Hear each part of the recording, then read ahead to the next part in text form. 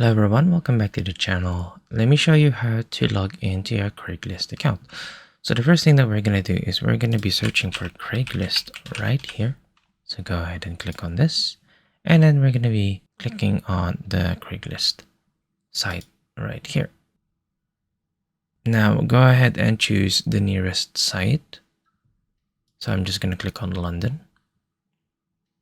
And then you can see this is your Craigslist within this site right here.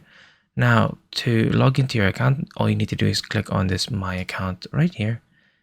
And then go ahead and type in your email or your Craigslist handle. Don't forget to add in your password, or if you have forgotten it, you can just easily try to recover it by clicking on Forgot Password. If you don't have an account yet, then you can just add in your email right here and then click on Create Account and then go through the process of verifying your account, and then you can go ahead and log in through here. And there you go. I hope that you have found this tutorial useful. Don't forget to hit that like and subscribe, and we will see you guys next time.